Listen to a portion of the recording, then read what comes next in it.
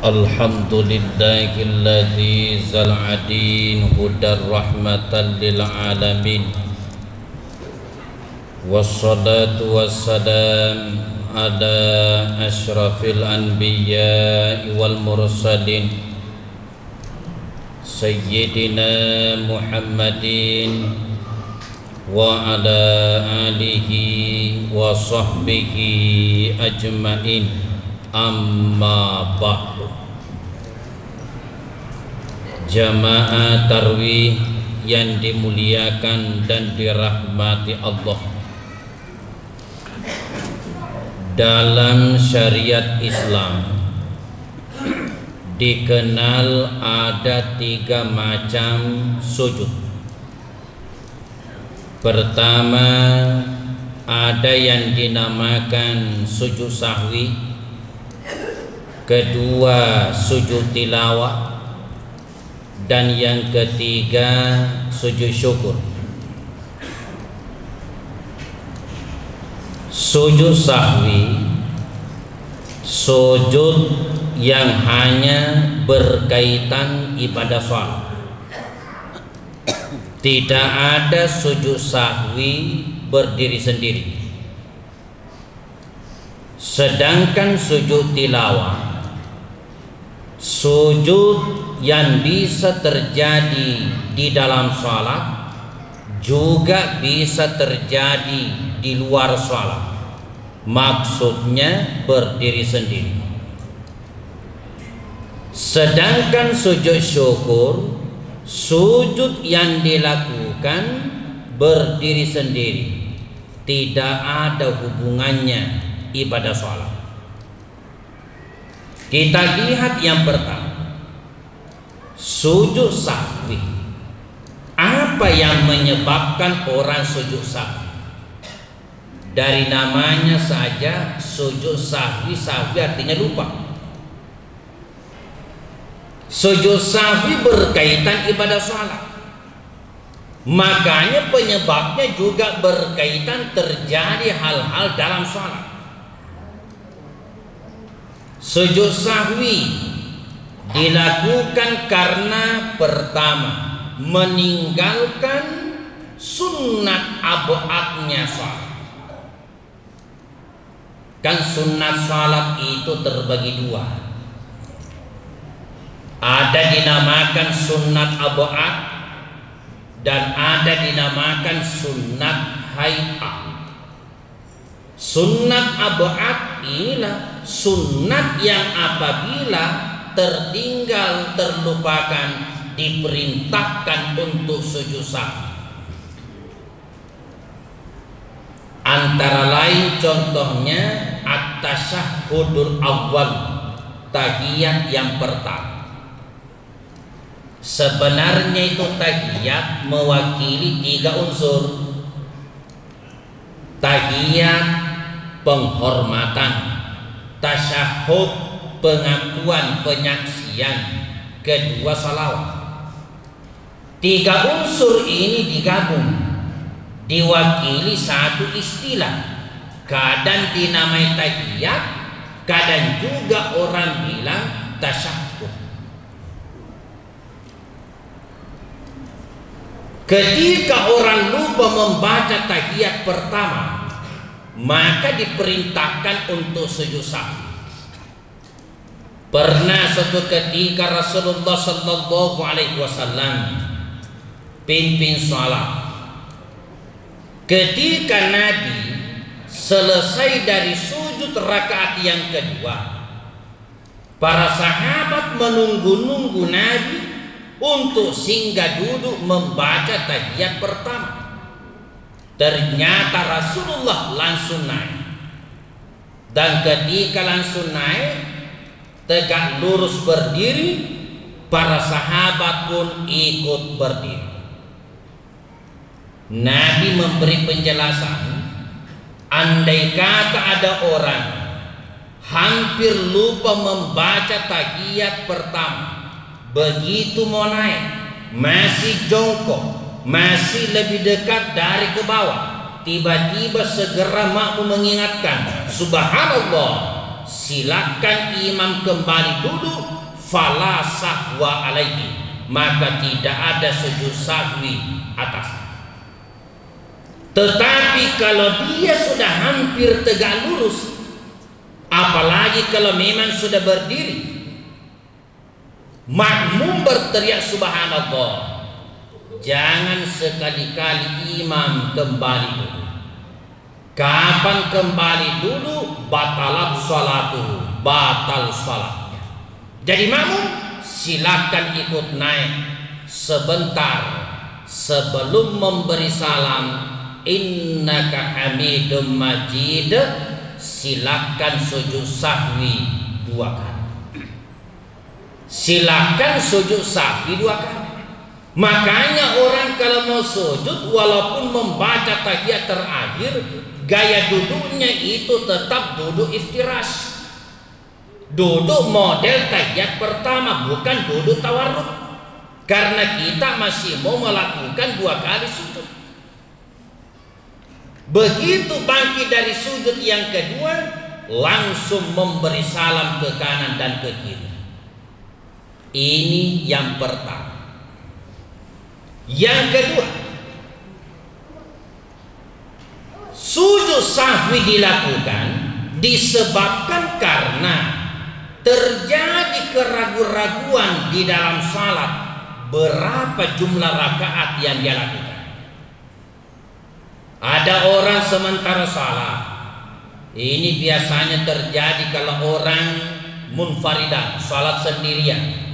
Sementara salat terjadi keraguan-raguan, ini sudah rakaat ketiga atau keempat, 3 atau keempat, 2, 3, 2, 3. Petunjuk Nabi, pilih yang meyakinkan, tinggalkan yang meragukan. Mana yang meyakinkan? Yang jumlahnya sedikit. Yang meragukan yang banyak. Ragu-ragu 3, 4, 3, 4. Yang meyakinkan 3, yang meragukan 4. Ketika ragu-ragu 3, 4, 3, 4, tetapkan 3.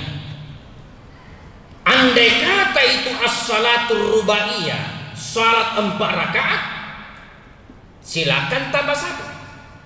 Seandainya dia yang salah 3, 4, 3, 4, 3, padahal sudah 4, dia tambah 1 menjadi 5. Bagaimana ini? Jangan ragu, kelebihannya itu menjadi syafaat baginya. Dan sebentar sebelum memberi salam, silakan sujud sahwi 2 kali. Andai kata dia yang benar, ragu-ragu 3, 4, 3, 4, 3, dan memang betul baru 3, dia tambah 1, sempurna menjadi 4 rakaat. Bagaimana ini? Maka menjadi juga itu salatnya tarjiman lisyaitan, penghinaan terhadap syaitan.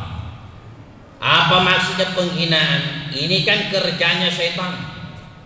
Sepertinya kita berkata, kamu bermaksud ombang-ambingkan saya, bermaksud untuk memalingkan saya. Ternyata saya benar.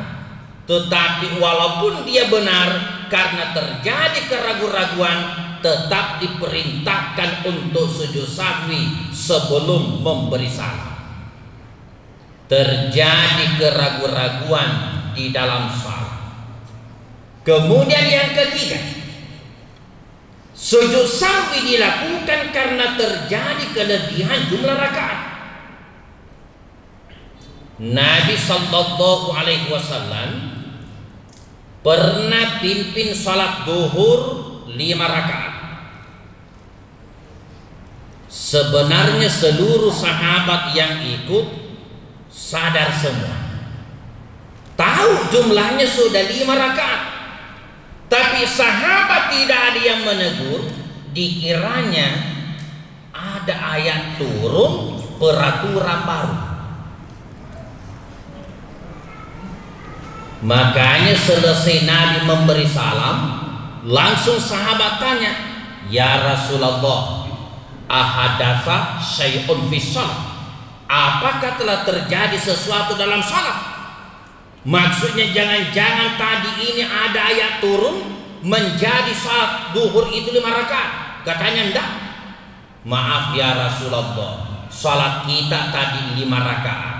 Begitu Nabi disampaikan salatnya 5 rakaat, tanpa banyak bicara langsung memutar dirinya kembali menghadap ke kiblat dalam posisi iftirasan, duduk iftiras, fasajada sajadatain thumma sallama, lalu Nabi sujud sahwi 2 kali kemudian memberi salam. Begitu penyelesaiannya seandainya terjadi kelebihan jumlah rakaat. Kemudian sujud sahwi dilakukan disebabkan karena meninggalkan rukun salat. Apakah meninggalkan 1 rukun atau meninggalkan 1 rakaat?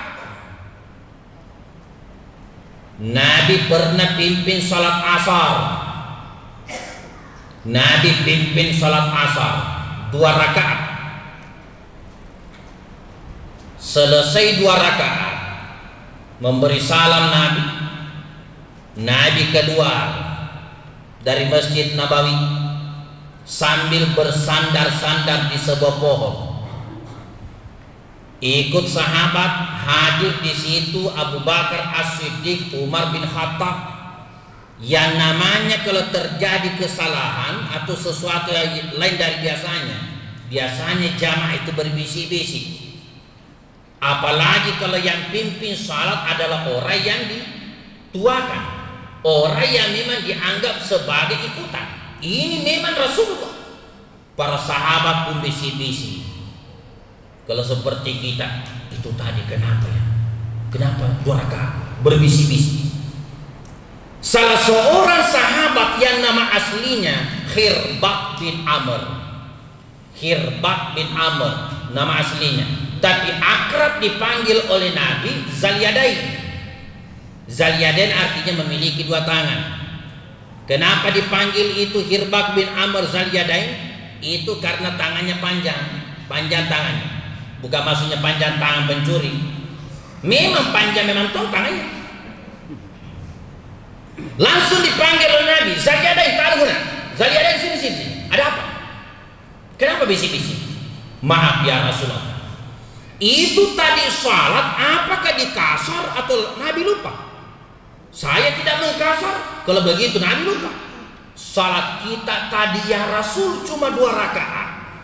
Begitu Nabi disampaikan 2 rakaat, langsung masuk Masjid Nabawi, diikuti seluruh sahabat, langsung takbir ditambah 2 rakaat.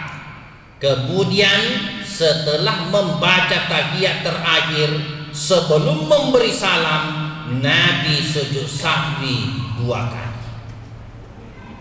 Begitu kalau seandainya terjadi kekurangan jumlah rakaat. Pertanyaannya, berapa lama masih boleh kembali menambah jumlah rakaat yang kurang? Berapa lama masih boleh kembali menambah jumlah rakaat yang kurang? Kalau dalam Kifayatul Ahyar itu paling lama 1 rakaat salat sempurna. 1 rakaat salat sempurna.